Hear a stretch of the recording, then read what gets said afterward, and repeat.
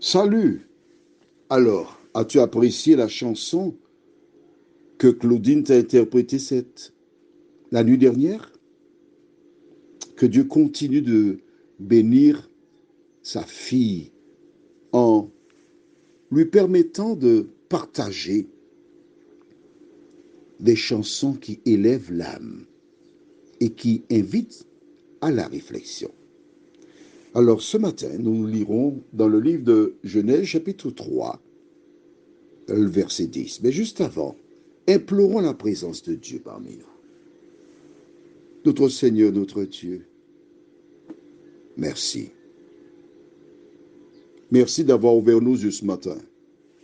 Merci de nous accompagner à travers la parole. Saint-Esprit, c'est toi seul qui ouvre l'intelligence de l'homme et qui fixe cette parole dans nos cœurs.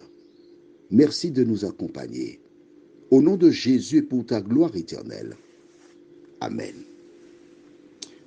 Nous lisons du livre de Genèse chapitre 3, les versets 9 et 10 qui suivent. Mais l'Éternel Dieu appela l'homme et lui dit, « Où es-tu » Il répondit, « J'ai entendu ta voix dans le jardin et j'ai eu peur, parce que je suis nu et je me suis caché. » Oh, j'aimerais t'aider à toucher du doigt ce que nous venons de lire. Quand j'étais enfant, j'aimais jouer à cache-cache. Ah, c'était bien ça. Tu sais comment ça se joue à cache-cache? Alors, parfois, il y a un petit jeu avant pour savoir qui sera le premier à venir chercher. Et le petit jeu disait jig-jack pour 3 petits cochons suspendus au plafond.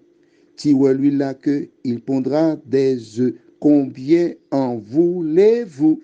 Et quand on fait les 5-6, vous tombez sur la personne déjà dans sa tête compter pour savoir qui. Alors il dit 7. Et on fait 1, 2, 3, 4, 5, 6, 7 sur les personnes. Et la personne sur qui est tombé le 7, c'est elle qui viendra chercher ceux qui vont se cacher.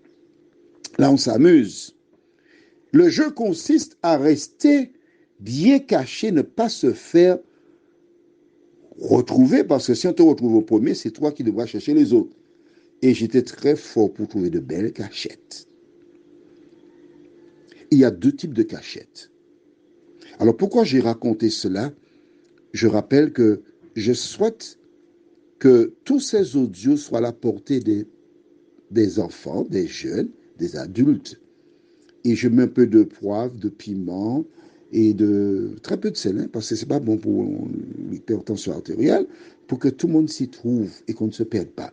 Vois-tu, la parole de Dieu, c'est pas quelque chose qui est fermé, mais c'est quelque chose elle est vivante, la parole. Il y a donc cette cachette où on n'a pas intérêt à se faire trouver, et puis il y a la cachette avec Dieu. Et là, tu as intérêt à te faire trouver. Ça, c'est l'opposé. Est-ce que tu as vu la subtilité? Nous avons vu hier que Dieu est descendu. Il parcourt le jardin. Il appelle Ève.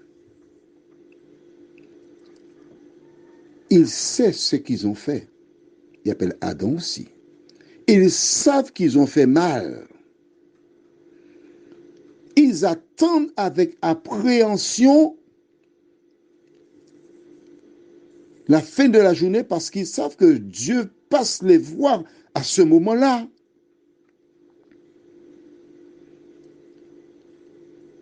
Et Dieu les appelle. Comment Dieu les appelle-t-il? Il y a toujours 2 chemins. On est d'accord? Toujours 2 manières de faire. La première, imaginez que Dieu dise, Ève, Adam, où êtes-vous? Venez ici. Oui, maman, que ferait-il selon toi? Il irait se cacher beaucoup plus loin. Pourquoi? Parce ils savent qu'ils ont fait une bêtise. Ils savent que sur ce ton-là, ça ne va pas rigoler. Ils vont prendre une raclée. Sauf que Dieu ne les appelle pas comme ça. Dieu les appelle ainsi. Ève, Ève, Adam, où êtes-vous? Adam, où es-tu, Adam? Je suis venu te voir. En fonction du ton utilisé, nous pouvons fermer des portes ou les ouvrir. Lorsqu'ils entendent dire cette voix douce, cette voix qui persiste à les trouver. Où es-tu, Ève? Je veux te voir. Comment peuvent-ils rester fermés à l'Éternel? Vois-tu, à travers cette question, Dieu les a mis à l'aise.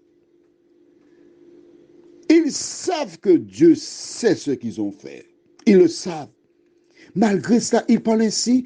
Il est gentil avec nous. Oh oui, tu sais pourquoi?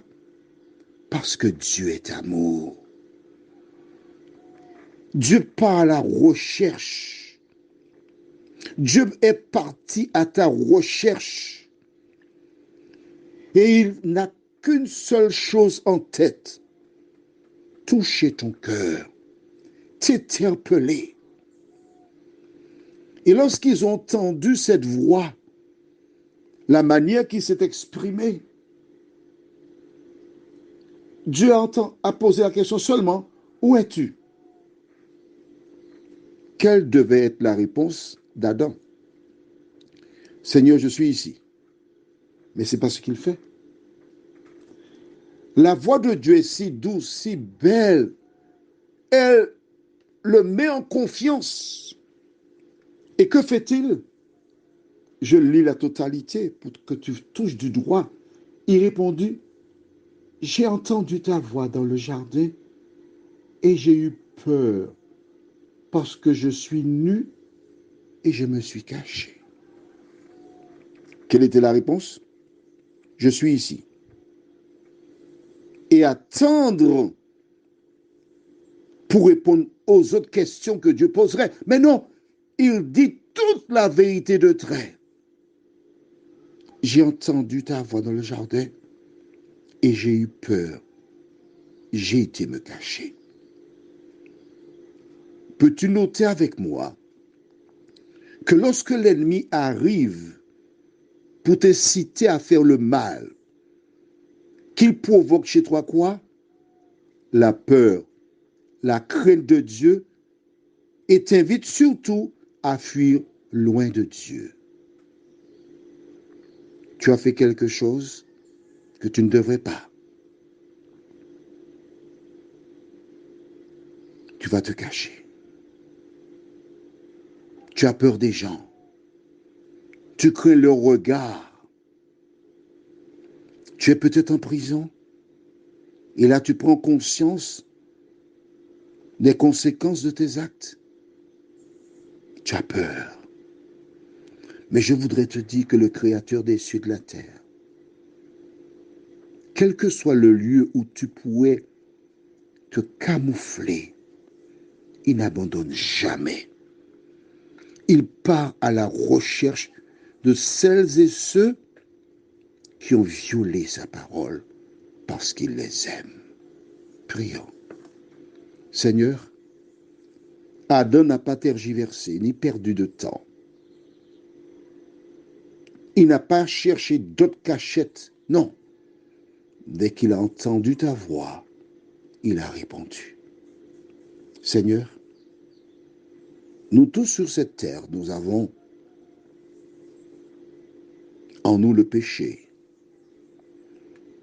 qui nous incite à nous cacher loin de toi. Mais en ce matin, la parole nous enseigne que tu sais déjà tout Tu pars à notre recherche parce que tu nous aimes. Merci Seigneur de nous aider à accepter la main que tu nous tends. Merci Seigneur de nous aider à ne pas avoir peur parce que tu nous appelles à travers cet audio. Que nous puissions avoir la même attitude qu'Adam. Merci Seigneur de nous entendre, de nous exaucer, car nous t'avons prié au nom de Jésus et pour ta gloire éternelle. Amen. Je te souhaite une bonne journée sous le regard de Dieu et te dis, n'aie pas peur et à demain si Dieu nous prête vie.